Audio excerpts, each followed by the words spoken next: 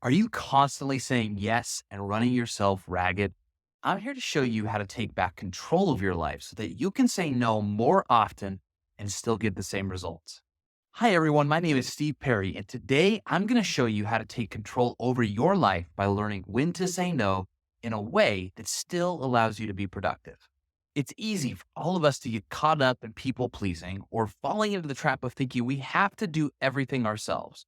But this video will help you identify areas where it's better for your peace of mind and your productivity if you learn how to set boundaries and say no.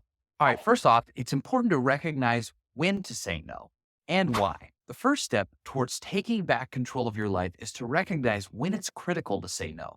It's essential when you find yourself overwhelmed with responsibilities, feeling stressed or anxious, or when you're sacrificing your own needs for the sake of others.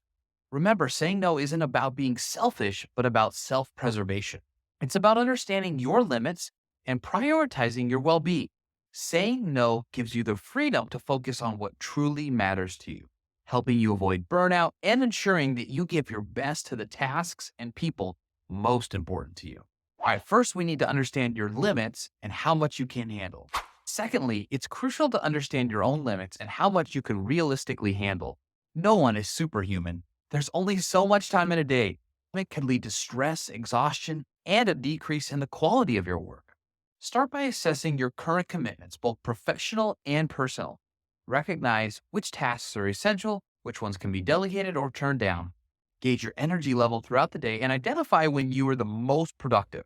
This will help you create a balanced schedule that plays to your strengths and prevents burnout. Remember, it's not about doing less, it's about doing what aligns with your capabilities and priorities. Learning to say no to what overextends you enables you to say yes to what truly matters. All right, next is developing strategies to say no politely but firmly.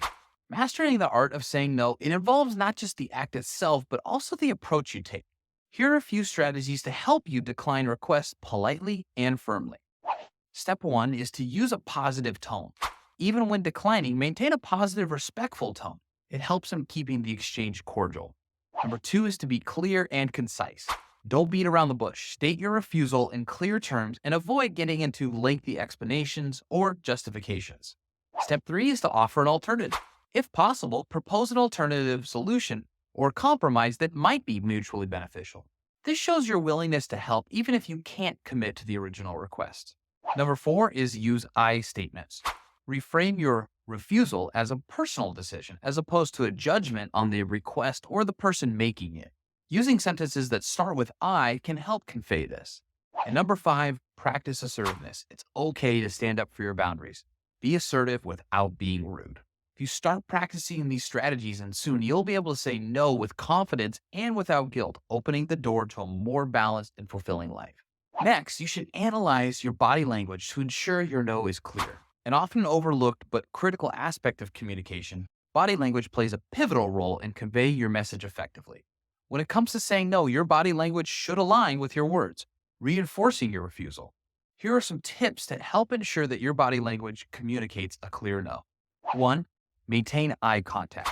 Direct eye contact signifies confidence and sincerity. It shows the other person that you're serious about your decision. Two is to adopt an open posture. Crossing your arms or legs often indicates defensiveness or discomfort. An open posture, on the other hand, demonstrates that you're comfortable with your decision and are not up for negotiation. Number three is to keep your tone and facial expressions consistent. Avoid showing signs of hesitation or discomfort in your voice or facial expressions.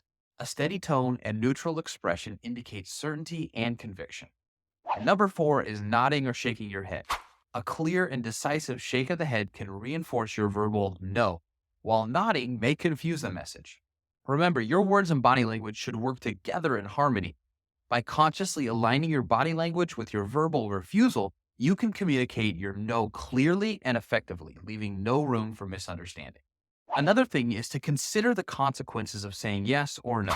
So when we're faced with a decision, it's important to take a moment and consider the potential consequences if we say yes or if we say no. Saying yes when you should say no can lead to feelings of resentment, stress, and burnout. It can also result in neglecting your own needs and priorities. On the other hand, saying no might mean missing out on opportunities or it might disappoint others. However, it also means respecting your own time, energy, and limits. So when weighing your decision, consider these four things. One, evaluate the impact on your time and energy. Will saying yes cause you to overextend yourself or compromise your own needs? If so, it might be better to say no. Number two is to consider your personal and your professional goals. Will this opportunity or task bring you closer to achieving your goals, or will it be a distraction? Align your decisions with your ambitions. Number three is to think about the relationship involved. Is it a close relationship where you'd be willing to make sacrifices, or is it a more distant or professional one where clear boundaries are important? And number four is to assess the long-term implications. When saying no might be uncomfortable in the short term, it could be beneficial in the long run, leading to better work-life balance and personal well-being. Remember, the key is not to automatically say yes or no. But okay, let's address some doubts and worries about saying no. It's natural to experience some trepidation when we start to assert our boundaries by saying no. It might worry you how others will react or fear that you'll miss out on opportunities. It's important to acknowledge these concerns, but it's equally important to not let them override your personal needs and well-being. For example, you might feel guilty for turning down a request, particularly if it comes from someone you respect or care about. However, it's essential to remember that saying no doesn't make you a bad friend or colleague. Rather, it shows that you respect your own time and resources. You might also worry about the potential of damaging relationships or being viewed as uncooperative. However, setting clear boundaries can actually improve relationships by fostering mutual respect and understanding. It shows others that you have a clear sense of your values and limits. Fear of missing out is another concern that often prevents us from saying no. But remember that every yes to one thing means a potential no to something else. So, in conclusion, while these worries are completely normal, it's crucial to overcome them in order to take back control of your life. Remember, the power to decide that lies within you. It's all about finding a balance and making choices that serve your best interests. One final tip is to embrace assertive language, such as, I will not be able to do that. Learning to use assertive language can greatly improve your ability to effectively say no. Phrases like, I will not be able to do that, are clear, assertive, and show respect for your own time and boundaries. They also leave little room for interpretation or negotiation. Start by replacing soft, non-committal language with more definitive terms. For instance, instead of saying, I'm not sure I can, or I might not be able to, opt for a I won't be able to, or I can't. It also is helpful to avoid using qualifiers that undermine your refusal, such as I think, maybe, or probably. These words can give the impression that your decision isn't firm and could be influenced. Remember, assertive language is key to effective communication. It's not about being unkind or dismissive, but about expressing your needs and setting limits in a clear, respectful manner. The more you practice using assertive language, the more comfortable you'll get with expressing your no confidently and effectively. One last thing I'd like to add is that scripture emphasizes self-discipline and wisdom in decision-making. Proverbs 25:28 warns that lacking self-control is like a city without walls. So if you can't have the self-control to say yes or no when you mean it, that's like having a city without walls. James 1:5 encourages seeking wisdom from God.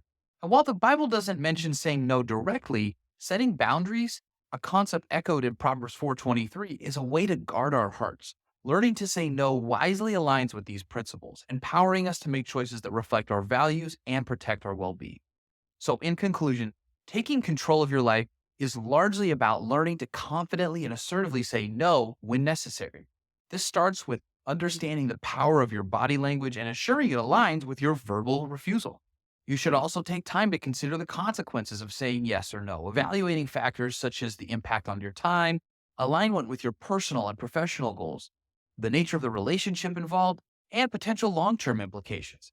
It's important to address any doubts or worries you may have about saying no, such as feeling guilty or fearing the potential damaging of relationships.